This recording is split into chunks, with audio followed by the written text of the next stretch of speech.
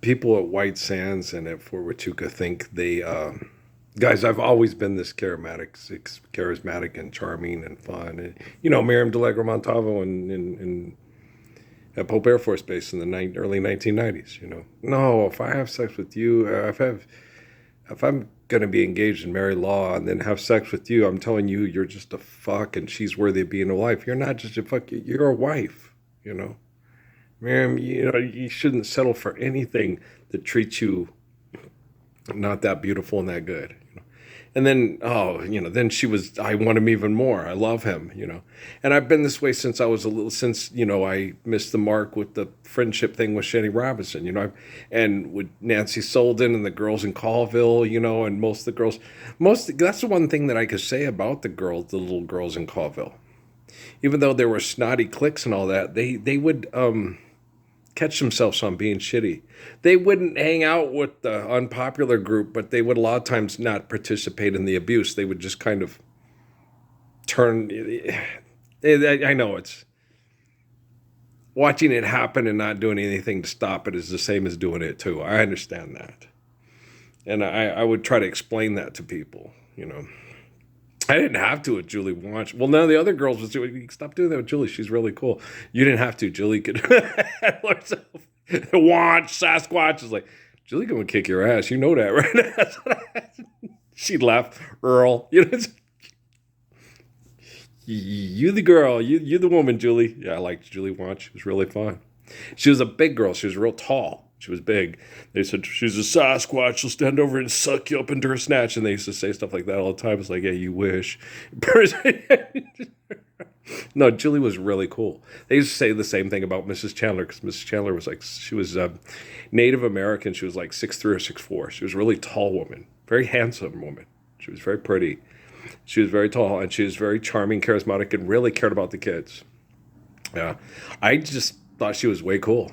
I like, they all made fun of her, but she does, as they said the same things about her that they did with Julie Watch. I was like, you guys are just stupid. Miss Chandler's cool. Yeah, you like her? Yeah, of course, I'm not stupid. I would walk around with, being a 5'11", a 5'11" husband to her 6'4" any day of the week. Oh, well, yeah. She was that good of a woman. Born too late. No, Miss Chandler was really cool. I think anybody who went to Colville Junior High back in the 1980s knew she wasn't just pretty on the outside. She was also tried to be a good and pretty person on the inside as well. She tried. The people before us, they tried. This is a totally different time, though. I was sitting there. I was next door getting some food. I went over and grabbed some cantaloupe strawberries and some cheese and some salsa for the whole sinuses and stuff. And came back over here. And while I was over there, I had people, talking to, this noggin. And it's the thing about like with Hogan's Heroes, okay?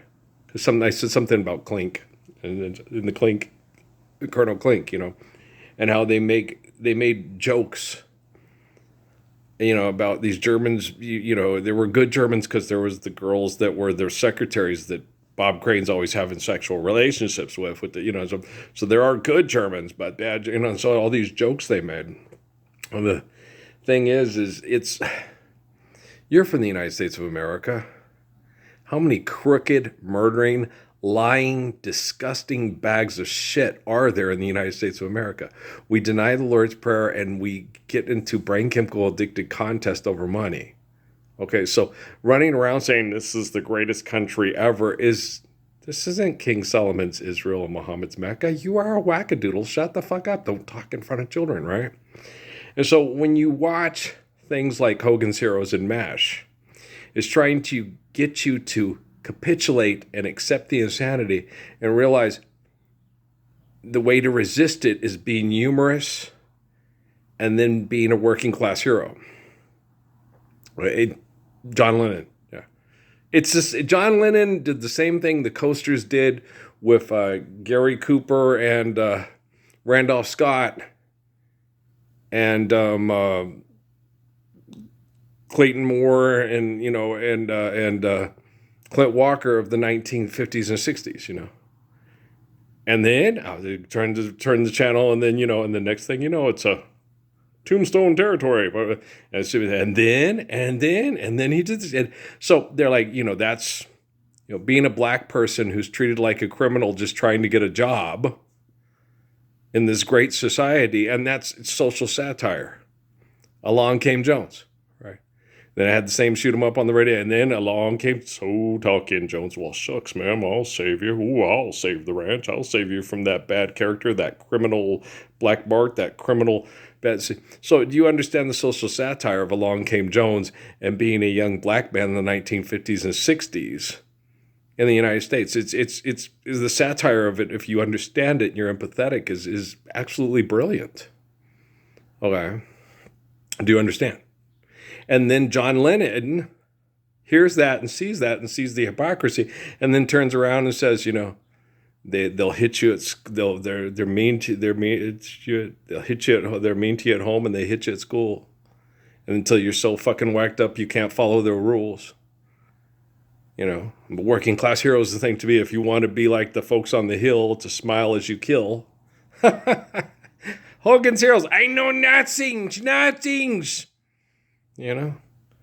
A grave man once request of me, what to be or not to be.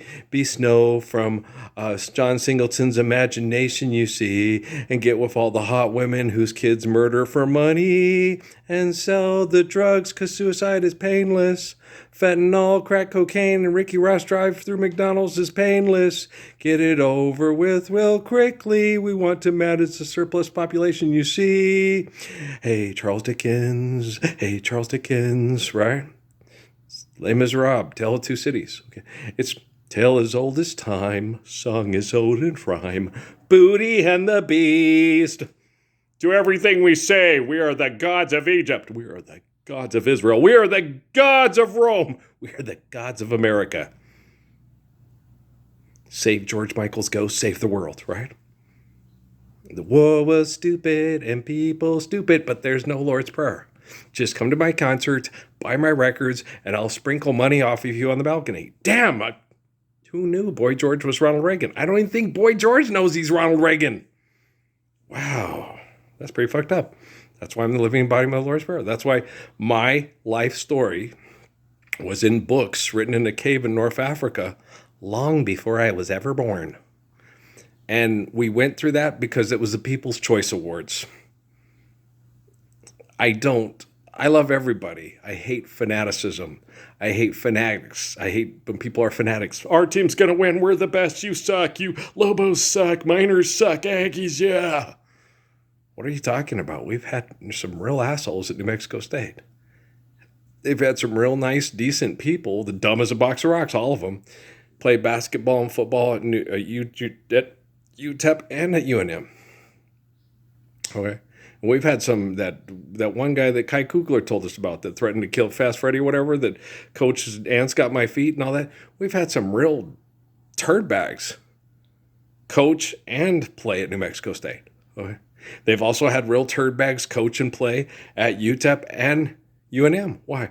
Well, because you got to sell them El Hot Doggos and Taco Tuesdays, and I'll take the Cinco Cervezas on Friday night. Have a designated driver so you go get locked up tight. I think I need more money, and yeah, it's Plato's Republic. The police should not want to be the police. The Republic will implode on themselves. The talented 10th of Aristotle, that will also implode on itself, because the arrogance of the people that have to keep the masses ignorant to be their great leaders will destroy itself through its philosophy. Sir of the Greeks. It's hard to read because the people that mass murder people over petroleum products changed it because they suck. Oh, King Fod family knows. They're nothing but fod. They're fodder. They're godfather. What was the name of that stupid song on my MCAA foot? Is it Kill Your Television? Or was it Godfather? I don't remember. Was it Kill Your Television? Or I don't know. Yeah, I don't know.